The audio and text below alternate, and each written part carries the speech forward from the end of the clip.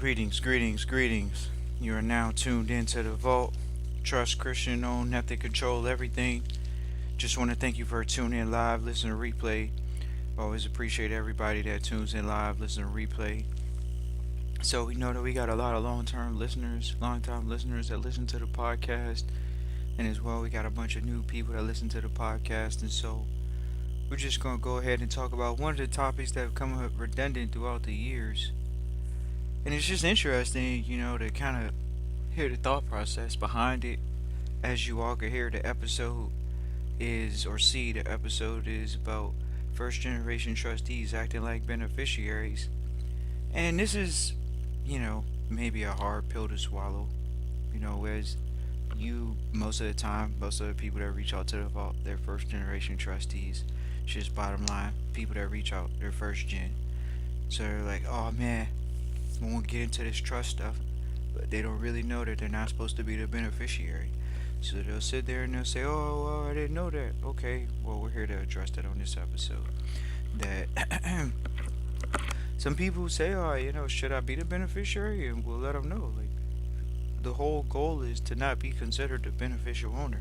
If you're considered the beneficial owner, then you're liable. Now, liability is different when you're a trustee, but you're a trustee nonetheless.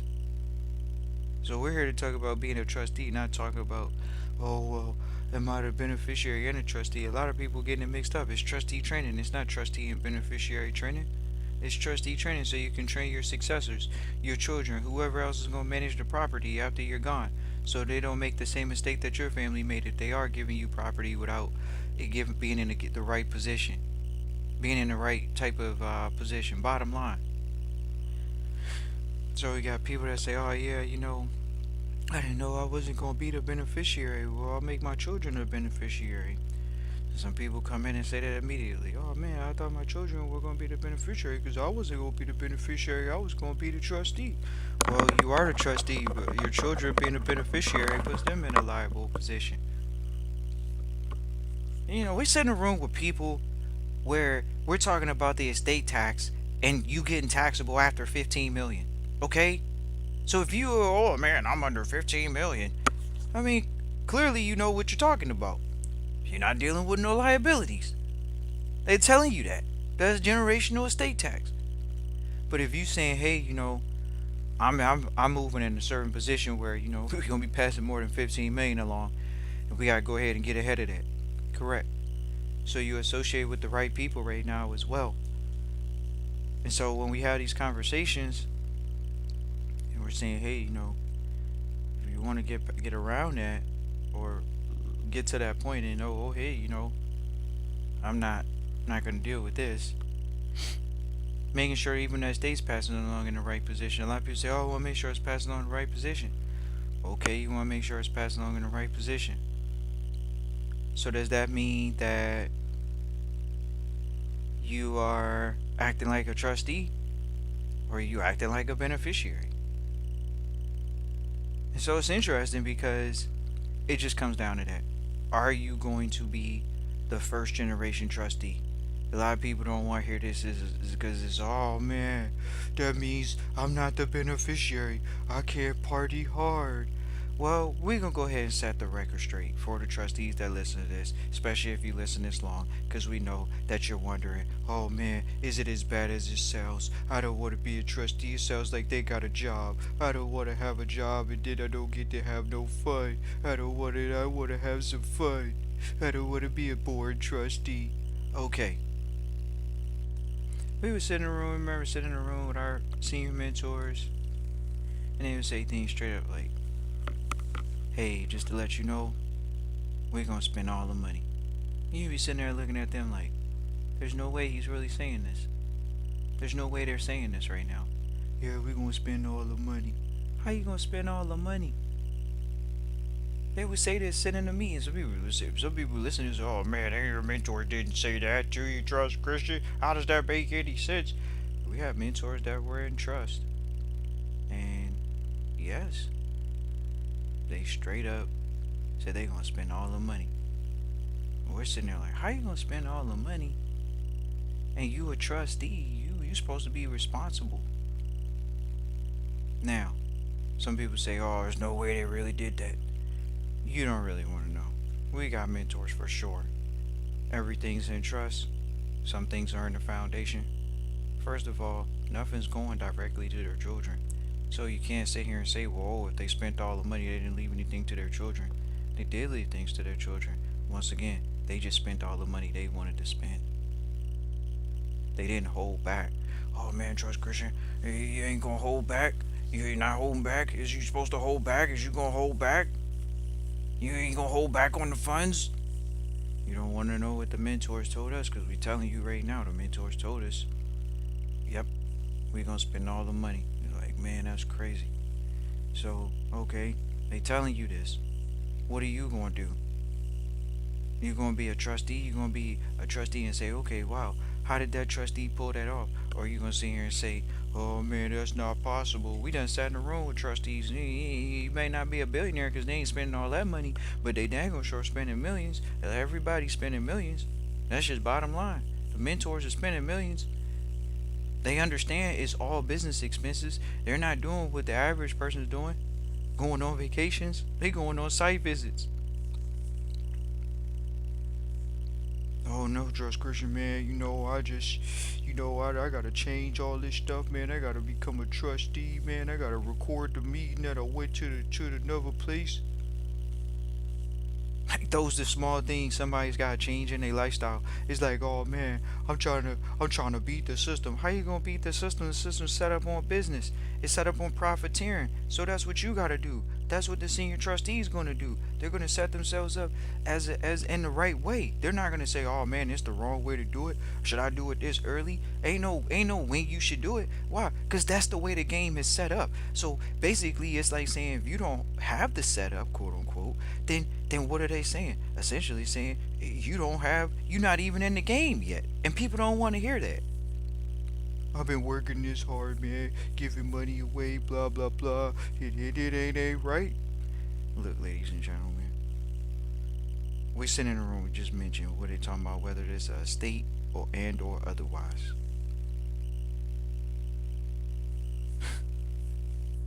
So it just comes down to people understanding you're the first generation trustee.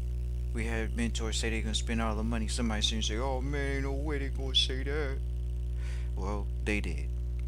And so what did the mentors do? They were utilizing the insurance policies. We're not giving legal advice or financial advice. We just telling people straight up. We had one in trustee. Every trustee says, "Oh yeah, I got an insurance guy." No, you don't. We got trustees and people that we work with. If they're not in the 1% and they're not dealing with in the 1% policies, you have to be comfortable with somebody telling you that you don't have the insurance guy that you think you need to have. That's just bottom line. It's just bottom line. They say, oh man, Trust Christian, what's a 1% insurance guy? That 1% insurance guy is insuring companies. They're insuring C-suite individuals. We did an episode recently called oh man, what is it? The Hampton Freeze. The Hampton Freeze. Now, y'all can sit here and say, oh, Trust Christian, you be talking all that stuff. Yeah, Trust Christian be talking because we're sitting right next to the money. The money is telling you there's an invention that they have patented called the Hampton Freeze. And we're sitting next to the individuals that know the individual. Correct. They talk about degrees of separation, but are you that close? So it's up to you to get that close. How do you get that close? You gotta build their relationships. You gotta get outside. And some people say, you gotta get outside. That's just bottom line. Get online and find these people. But nevertheless, even if we're not promoting the policies. We don't want this to sound like it's some legal promotion or financial promotion. We get trustees. They get in trustee training, and that's when they find out get in trustee training, and they end up working with the individuals we work with. It's that simple. It's really just that simple. So yes, trustees, they get into trustee training and they want to become one of the individuals that, hey, they want to learn how to make some extra money. So they doing the insurance stuff now. That's just bottom line. Many trustees. Now it's not even gonna be one or two. It's gonna be many. But we just gonna go ahead and set the record straight that once the mentor is like, oh, I'm gonna spend all the money, Trust Christian, you're like sitting there like, man, these guys talking about they're gonna spend all money, but what people don't realize is the way that the policies are set up, you're never really spending the money, and the fact that you pay the policy, you pay the money back that you borrow out of the policies, you you end up creating an arbitrage. And not only that, the way the policy is set up, after a certain number of years they end up paying for themselves. See, these are the things that people want to say, oh man, there's elite investments. How is that an investment? It's not even legally classified as an investment. So how you gonna sit here and say, oh, trust Christian, man, I don't know if I got the money for that. You got money for groceries, don't you? But the family estate is not set up first to protect the greatest investment, which is the quote unquote breadwinner at that moment. But that's where you are. That's where you are, ladies and gentlemen. Are you at a place where, as a trustee, you're being a trustee?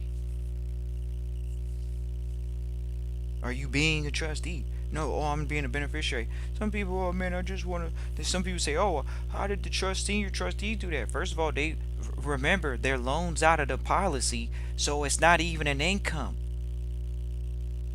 That's what we're talking about, ladies and gentlemen. We're talking about you understanding that mentality as a trustee. So, okay, the policies aren't just, what do you think they are? It is a loan from the policy. And so some people might put it together through the episode, and then some people can say, okay, gotta get the mentorship, the consultant, that's true. And most people should. But at the end of the day, ladies and gentlemen, it comes down to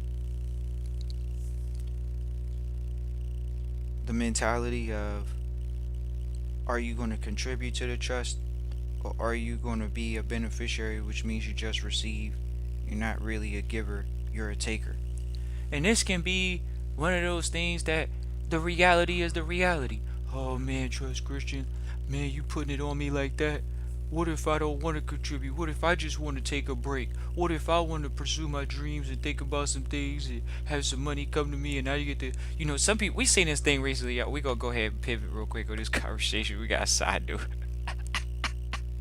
He think they slick out here on the internet when they talk about trust. So, side note to the conversation, if you're listening.